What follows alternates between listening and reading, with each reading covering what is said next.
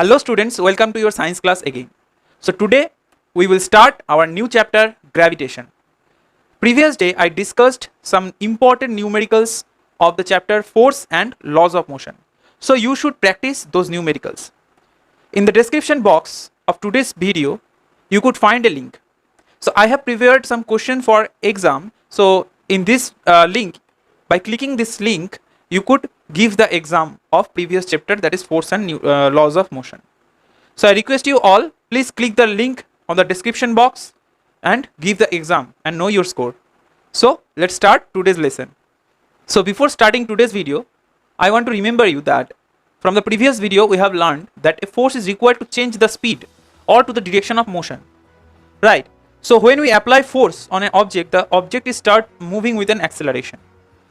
From the Newton's second law, we have learned that force is equals to mass into acceleration. That means when we apply a force on a mass, the object start moving with an acceleration. But suppose this is a pen, okay? Now when you release the pen, so it will start falling towards the earth with an acceleration. Now you did not give any force to the pen, but it falls with an acceleration. Why? You did not apply some force to the pen, but the pen start moving with the acceleration towards the earth. Why? That means there is some force which you cannot feel or which you cannot see, right? There is some force. This force is called gravitational force. Okay, this force is called gravitational force. So in ancient time, scientists were very interested to know or to curious about the space. So there was a scientist, the name of the scientist was Nicolaus Copernicus. You all know about him. So Nicolaus Copernicus was first proposed that sun is rest, okay, and earth or the planets are moving around the sun. This is first proposed by Nicolaus Copernicus. And after that a German scientist, Kepler, he gave some laws of motion of the planets. So he gives 3 laws.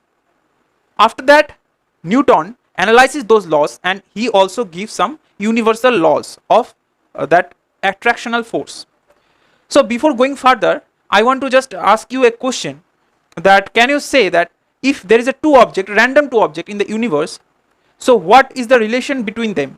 That means they are attracting each other, or they are repelling each other, or in between them there is no attraction or no repulsion, or they have attraction and repulsion both. Can you say that? If you are thinking that they have neither attraction or nor repulsion, so you are wrong. They have only attraction. So in universe, Sir Isaac Newton said that in universe any two objects attract each other. So in universe any two objects attract each other. So now you could see that the magnets, if we just bring two same pole towards each other, so it will repel, right? You ask a question definitely. But here the attraction is there. Attraction is also there, but the force of repulsion is more than attraction. So that's why you just see the repulsion only. So Newton gave us a universal law of gravitation. So this law states that like that.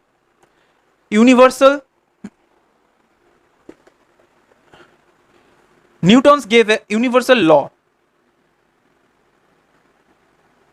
Universal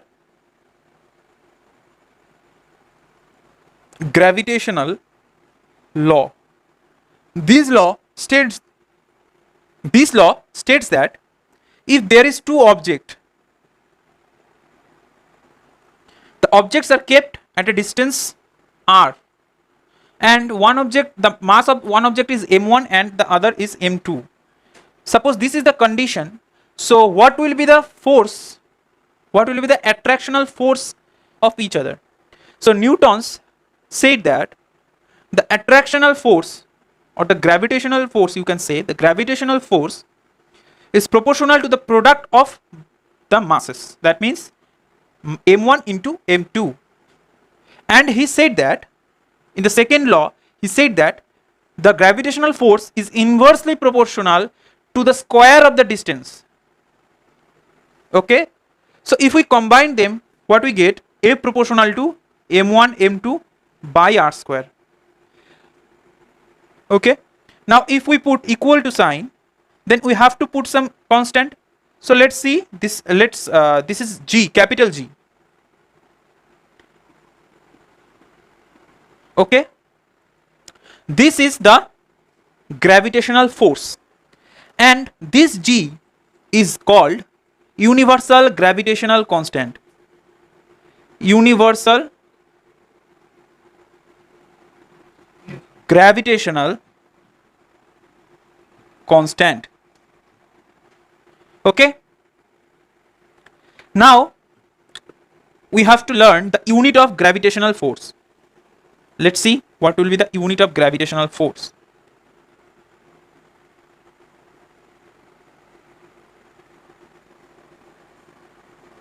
So what will be the unit of gravitational force? Of course Newton, because you know the unit of force.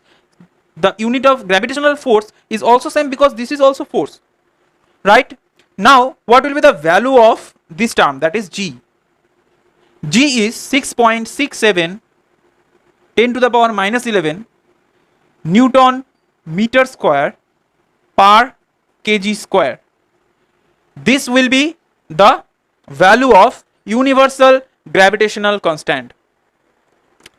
So let's see why the unit is Newton meter square per kg square. So from this equation you can say that from this equation, could you find the value of G? G will be F into R square by M1 and M2, right? So what will be the unit of force? That is Newton. What will be the unit of R? R is a distance, so that will be meter, and square is there. And what will be the unit of mass? Mass is kg. There is two masses, so kg into kg is kg square. So this will be Newton meter square per kg square, right? So what will be the dimension of the universal gravitational constant? See, the force dimension is mass into acceleration, right? Force means mass into acceleration. So mass into acceleration means Lt to the power minus 2.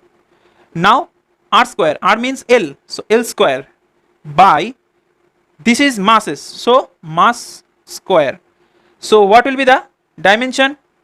Mass inverse, right? Mass inverse L cube T to the power minus 2.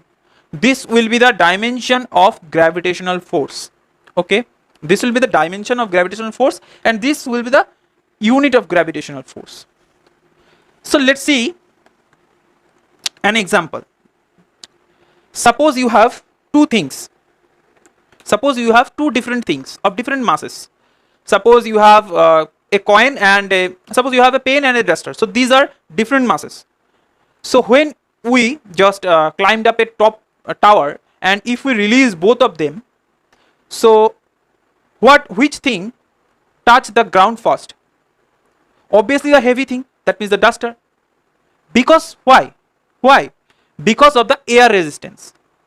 Air actually just when the two objects are falling, air resistance is there. So the heavy object goes faster than the light object because of the air resistance. Heavy object can easily overcome the air resistance, but light object cannot. But if there is no air, or if there is only vacuum, so which one will fall fast? Both touches the ground at the same time. If you fall a piece of cotton and a coin, so obviously coin is heavier than the cotton, but if you release both of them at the same time, it will reach the ground at the same time. Why? Let's see. Now you could say that the mass of the coin is heavier than that of cotton. But yes, mass is heavier. Definitely mass is heavier than the cotton. But here, suppose this is earth surface, okay, and this is a coin and this is a cotton. This is a coin and this is cotton. Now if you release both of them, there will be same gravitational acceleration acts on both the objects, same value of gravitational acceleration, that is called small g. Small g, that means gravitational acceleration due to gravity. You could say that g means acceleration due to gravity. So acceleration due to gravity for earth is almost 9.81 meter per second square. This is applied for both. For the coin also this is 9.81 meter per second square, and for cotton also this is 9.81 meter per second square. Now when there is no air, that means if there is a vacuum, so both the object are falling through the vacuum with same acceleration. That's why they reached the surface at the same time. Let's see, you can prove it also. Suppose you have force, okay, force equals to force is proportional to, you could say that from the Newton's universal law, m1 m2 by r square, right? So here m1, if you see that for m1 means earth, okay, mass of the earth. So that will be, you can say that will be capital M, mass of the earth, okay. Now mass of the earth means, and this will be mass of the cotton. This will be the distance r square. Now if you just put here F equals to m acceleration, so acceleration I consider g, acceleration due to gravity. So if you put this one, so this will be mass of the cotton, right, mass of the cotton, and here also mass of the cotton and mass of the earth and r square. Now both side mass of the cotton cut down. Now here you can see that the g does not depends on the mass of the cotton. G does not depend on the mass of the cotton. G depends only on the distance between them. So we have learned about the gravitational force and the gravity, right? Let's see another thing, that is called centripetal force. Centripetal force. What is centripetal force? You have learned about that in the first chapter motion. In the last portion there is a part that is called circular motion. So in that part we have learned that when an object is rotating with respect to a center, when an object is rotating, suppose this is an object and this is also an object, this object move around this object which is at center. So this motion is called circular motion. In that motion, in all point of the path, the velocity changes because the direction changes.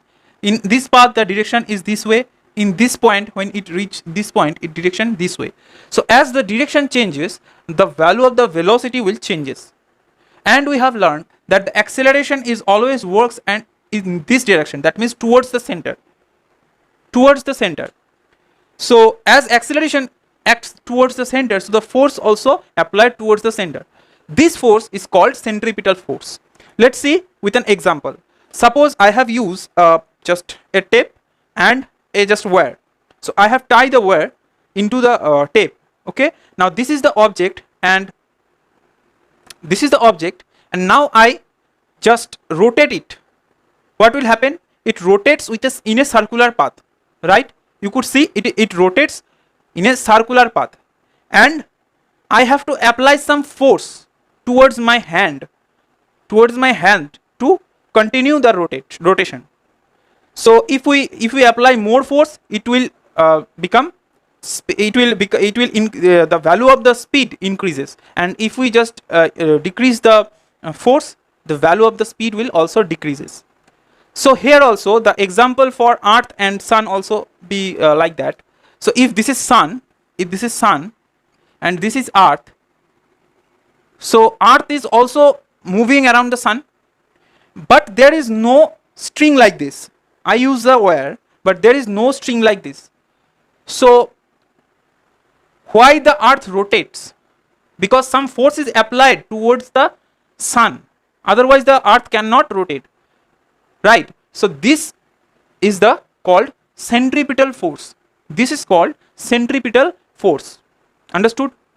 This is called centripetal force. Centripetal force means the force towards the center. If an object is rotating in a circular motion, and the force which is acting towards the center is called centripetal force. Okay, you have learned many things, that is gravitational force, centripetal force, like that. So a German scientist called Johannes Kepler, he gave us 3 laws of planetary motion. That means how planets are moving around the stars. So he gave the first law. He said the earth is rotating, the earth is moving around the sun in a elliptical orbit, not in a circular orbit. The earth will rotate, earth will moving around the sun with an elliptical orbit, and the sun will be in the position of foci. If this is major axis and this is minor axis, so if this is minor axis, so sun will be at the foci. That means sun will be at the one of the foci. So if this is earth, so earth will rotating about a elliptical orbit. This is the first law of Kepler. Now what is the second law? Second law, he said that if a imaginary line is connected, if a imaginary line, let's see, this will be the imaginary line. So this imaginary line sweeps down, this imaginary line sweeps down same area in equal time interval. That means if this line covers this area in 1 month, so the same area, that means the same area he covered in 1 month in every direction. This area and this area will be same. Okay, this is the second law of Kepler. So in the Kepler's third law, he said that the cube of mean distance of earth and the sun is directly proportional to the square of the orbital time period. That means if the mean distance, if we consider this is a circle, so the mean distance from sun to the earth, if we consider that is r, so he said that the cube of mean distance is directly proportional to the square of the time period, orbital time period. So from the Kepler's second law, he said that the distance between the sun and the earth covers equal area in equal time interval. Right. So if the object, that means if the earth covers this area in 1 month, so on the other side he will cover this area in 1 month. So the nearest point, the nearest position from the sun in the orbit is called perihelion, and the farthest point is called aphelion. Okay, so in this region, that means in the region between perihelion, the earth covers more distant in 1 month, and in the aphelion region the earth covers small distance in 1 month. So it will definitely take time to cover this small distance, because the distance is small and the time is 1 month. So in this part, the movement of the object of the earth is very slow, and here you can see at the same time earth covers more distance, right? Earth cover more distance. So generally here the speed of the earth is the speed of the earth is more than this part, aphelion. So at the perihelion region the speed of the earth is maximum. And from third law we have seen that the mean distance, the cube of mean distance is proportional to the orbital time period. That is why the nearest planet of the sun, the nearest planet of the sun, Mercury, takes lesser time to complete one revolution. So it will take 88 days only, because the distance is very short. As the distance is very short, it will take short time. And if the earth takes 365 days, Mercury takes 88 days and the earth takes 365 days to complete one revolution. On the other hand, Neptune takes 175 years, almost 175 years to take one revolution. We take 1 year, the Neptune takes 175 years. So the gap is very much from the earth. So we have learned in this video, that is Newton's law of gravitation, gravitational force, universal gravitational constant, Kepler's law. So this video up to this much. From the next part of the chapter I will discuss later. Thank you.